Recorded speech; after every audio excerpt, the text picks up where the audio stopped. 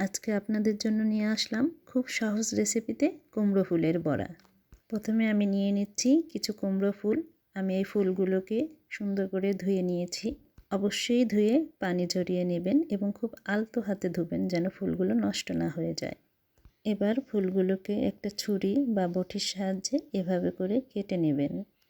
দেখেন আমি কিভাবে ফুলগুলোকে কেটেছি। এক এক করে আমি সব ফুলগুলোকে কেটে নিয়েছি। একটি পাত্রে নিয়ে নিচ্ছি 1 কাপ ডাল। আপনারা চাইলে ডালের পরিবর্তে বেসনও ইউজ করতে পারেন এবং হাফ কাপ চাল। আমি ডাল ও চালগুলোকে খুব সুন্দর করে পানি দিয়ে ধুয়ে নেব। ধুয়ে আমি এর মাঝে আরও পানি দিয়ে এটাকে 1 ঘন্টার জন্য ভিজিয়ে রাখবো যাতে খুব সুন্দরভাবে বাটা যায়। ভেজানো চাল এবং ডালগুলো থেকে আমি সুন্দর একটা পেস্ট তৈরি করে নিয়েছি। এবার দিব 1 চামচ হলুদের গুঁড়া, 1 চামচ মরিচের গুঁড়া এবং পরিমাণ মতো লবণ।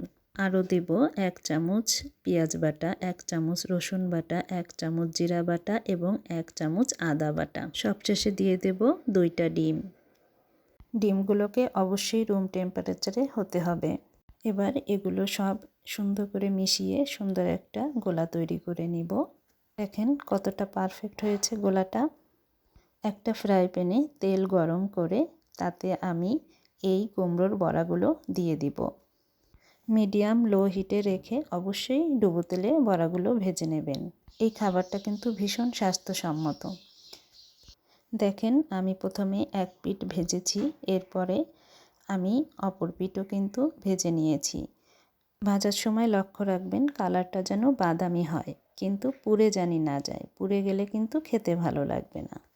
দেখেন আমার কুমড়ো ফুলের বড়াটা কত সুন্দর হয়েছে, দেখতে কতটা পারফেক্ট হয়েছে। আমার রান্নার ভিডিও ভালো লাগলে আমার চ্যানেলটি সাবস্ক্রাইব করবেন। আর কারো কোনো কিছু জানার ইচ্ছা হলে অবশ্যই কমেন্টে জানাবেন। ধন্যবাদ সবাইকে।